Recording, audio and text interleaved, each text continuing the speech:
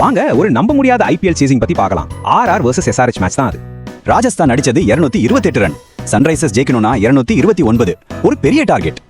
இப்படி ஒரு மலை ஸ்கோரை எப்படி சேஸ் பண்ண முடியும்? சரி, எஸ்ஆர்எச் என்ன பண்ணாங்கன்னு பாப்போம். முதல்ல சேசிங் ஏன் கஷ்டம்னு பாருங்க.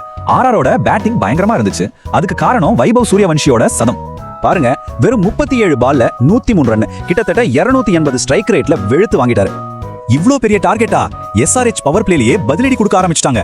முதல் 6 ஓவர்ல 89 ரன்கள். இந்த சேசிங்க்கு 2 பேரும் முக்கிய காரணம். இஷான் கிஷன், அபிஷேக் சர்மா ஆரம்பத்துல இருந்தே அடிச்சு நொறுக்குனாங்க. அவங்களோட பார்ட்னர்ஷிப் மட்டும் 132 ரன்கள் மொத்த மேட்சையும் இது எஸ்ஆர்எச் பக்கம் கொண்டு வந்துருச்சு.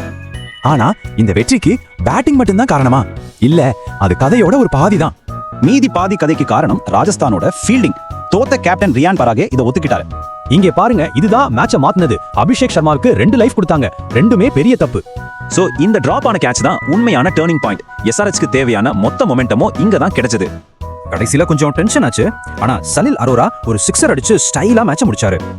இது வெறும் ஒரு வெற்றி கிடையாது, பல வருஷத்துக்கு மறக்க முடியாத ஒரு வரலாற்று சிறப்புமிக்க சேசிங் இது.